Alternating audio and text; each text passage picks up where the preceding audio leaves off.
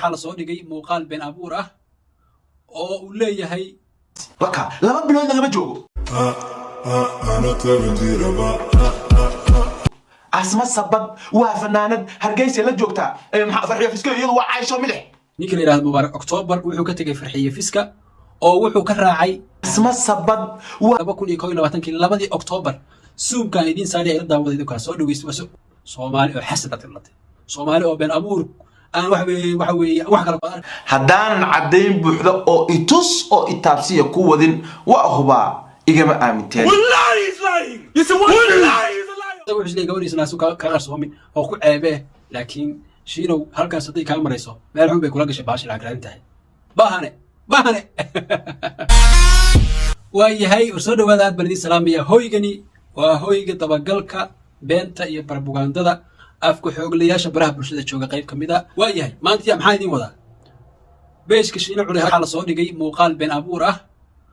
oo uu leeyahay ninka la yiraahdo Mubarak October wuxuu ka tagay farxiyo fiska oo wuxuu ka raacay gabar la yiraahdo Asma 7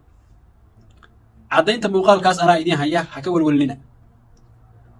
markaan nabar xun ku soo dhuftay markii TikTok laga soo caysay markii waxa weey xaaladuhu jeexjeexeen markii waxa weey qadayn waayay oo xaaladii adkaadeen ayuu wuxuu rabaa dad waxa weey Soomaali oo dhan ku dhigan tahay oo waxa weey si xun loo dhibaataynayo inuu waxa weey miskiin la fulaan maqal jiray inuu ayaga waxa weey dhaqaale ka raadiyo adeer ka yeelimayna hadan ka daba tagayna muuqaalka inuu maqal hore yahay laakiin ma oga in ka dambeeyo barnaamijkan oo laga daba tagayo asagoo wuxuu isleeyahay gabadhiisna soo ka qarsoomin oo ku ceebe laakiin shiinow halkaas haday ka marayso meel xun bay kula gashay baashi lacag raadintahay bahane waayahay horta mid ceeb bay ku tahay oo waxa weey gabadhaas beenta uu ka sheegay ceeb bay ku tahay reerkan familka ah ee Soomaaliya oo ay ku dhigan tahayna waxa weey inuu kala kaxeeyo oo namiim ku noqdo oo waxa weey dhex galo oo waxa weey been ku dhex abuuro raba annamiim la yadkhulu janna oo maanta halka ka oran karo male waa dareemayaa qalbadu soo ku dilaacday iyo xanuunka dareemi karto laakiin hadda markaagii horeetaba waxa la yiri meesha cagtaada dhiganayso waa laga fiirsadaa shiina baahane anigu mar lan arko qofkan mar arko anigu waxa weey qofkan mar arko wasan arko wallaah shiina baahane qof liitaa inuu yahay mar hore arko shiina baahid halkaas u dhimanaya nin soori ka qaadayna waa nin seefi ka qaaday war familkan waa daarisay Soomaaliya familkan hal garab istaago familkan wallahi Soomaali way dhibtay khalad weyn baa laga say ayaguna uga jawaabayeen maalin walba oo muuqaal walba oo doqon kasta oo mataqaan ku soo dhibaateeyay ay u soo fariisanayaan laga maahan been way u lahaay waa daareen war familkan hal laga xishoodo familkan hal nabadgeey gabadhaas waxa weeye uu beenta ka sheegay Asma 7 waxaan leenahay inaad muuqaal hore inuu ahaadiga wada ogtaa anaguna waa ognahay ku qurboon annaga xaadir ah oo waxa weeye dabagalka beenta iyo propagandada annaga u taagan shaqadeena weeye shaqada hadda ku jiro biis hadaan ay xataa waa fiiri xayraadaad faar ka fiiri asma sabab waa fanaanad hargeysa la joogta 2022 October suumka idin saari ay daawaday ka soo dhaweysto waaya sawirkaada u jeedaan wuxuu ka baqay haduu soo dhaweeyo muuqaalka gabadha uu rabo inuu mataqaana muujiyo inay jirkeeda qaybaha ka muuqdo aysan qarsoomin buu rabaa haduu soo dhaweyn lahaa muuqaalka inuu maqal hore yahay laakiin familkan quruxda badan waxaan leeyahay ilaahay isu kiindaayo cadowga alleediina ilaahay waxa weey hadii ka qabto shiina baahanana Soomaali oo dhan baa hadda aragtay aw nin wuxuu iska qosol badan oo majaajilaysta nin wanaagsan baa loo qabi jiray laakiin bahashu doqonnimadu marbaysa waxa weeye sanad haday kula dhaafto sanad labaad kula dhaafi mayso bahashu doqonnimada la yiraahdo sanad haday kula dhaafto sanad labaad kula dhaafi mayso bal muuqaalka soo dhaweeya maalinta iyo taariikhdan arka waa 2 October 2022 bal wuxuu sameeyay fi ilaahay baan ku dhahay waa namiim waa dulinimo dhaqaalaha uu ka helayna xaraam maqdaca weey wallahi billahi taala war waxaas ka kor maalin walba ku sheegaa shiinow oo shaqo tagniyo nin waxa weeye dhalinyaro baa tahay warehouse baa sanka ku wada jiraan annagaas ku jirna warehouse xamaalana oo iska shaqaysana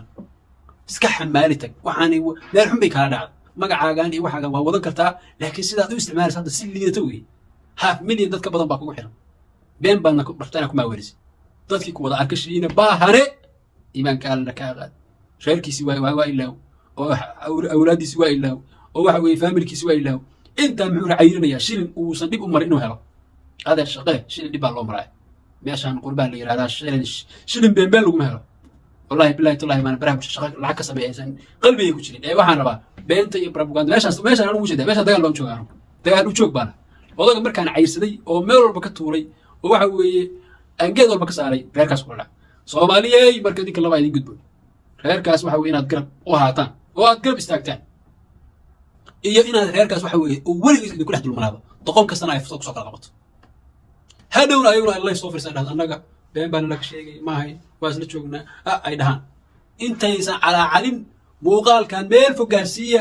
runtana tusan dadkaan beenta sheegay si qof walba oo raba inuu hadhow been isku dayo ay asagana waxa weeye hadday soo wada qayranayaan qolyihii youtuberadii iimaanka lahaa iyo kuwii waxa weeye beenta sheegi jiray hadday soo wada yaacayaan laakiin alxamdulillah xilli fiican baa ilaahay la kulisay xilli fiican baa ilaahay tusay shiina baahana waxa weeye mar labaad mar saddexaad kolley waana abuuris baa ka horreysay dadka ka har oo iimaanka Allah ka qaad gadaal ka fariiso oo waxaad ka dhigtaa part time shaqo ka dhigo oo shaqo caadi ah oo tala inaad nimo xumaan maaha tala inaad nimo ku siinaya mubaarak October iyo farxiye fiska anigu waa taageersanaa weligeena waa taageersanaa guuleystaan ilaa meel kasta aad joogtaan guuleysta sharaf iyo karaamad badantiin family qurux badan baad tihiin jacayl baad tustaan waxa weey qurux baad ku wada nooshiin waad isgeedaan waa isu qalantaan laba fanaan cod macaan baad haybad iyo hanaan Soomaaliyeedna waa leedahay qofka bini'aadamka dareenkiisana waxa weeye indhiisa laga dareema laba qof oo dareen dhab ay soo qabaatay laakiin miyaad ka dhalatay